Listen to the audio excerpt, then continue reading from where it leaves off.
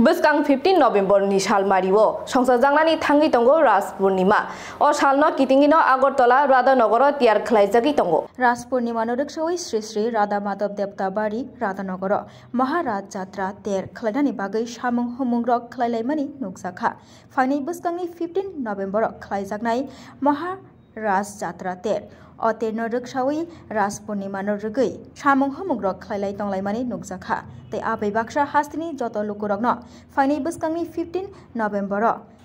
Maharaj Jatra Tero, Finally Bagai, Kobok Laika, Luajinai, Adongrok.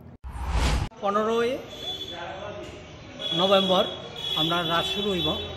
প্রত্যেক বছর কার্তিক পূর্ণিমা তিথিতে আমরা এই রাধা মাধব মহারাস উৎসব অনুষ্ঠান হয়ে থাকে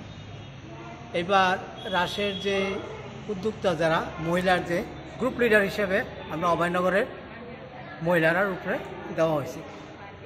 এছাড়া আমরা এই মণিপুরী সম্প্রদায়ে বিভিন্ন ধরনের এলাকা থেকেও শিল্পীরা আয়া এটা কীর্তন করতেছে আর গান আপনারা যে রাজধানী যে নৃত্য শিক্ষক হিসাবে লালি কই একজন আছে ধলেশ্বরে তাইলে শিখাইতেছে তারা আর আমরা এই মন্দির 226তম মহারাস উৎসব কয়টা থেকে স্টার্ট হইবে রাসটা এটা শুরু হইব আমরা নিপা পালা কয়া একটা পুরুষদের একটা কীর্তন হয় এটা ঠিক 8টা থেকে শুরু হইব এটা শেষ হইলে 10টার থেকে আমরা মহারাস শুরু হইব কি কাজ থাকবে প্রোগ্রাম থাকবে রাস পূর্ণিমা উপলক্ষে রাস পূর্ণিমা উপলক্ষে তো আগের দিন যেমন আগামীকাল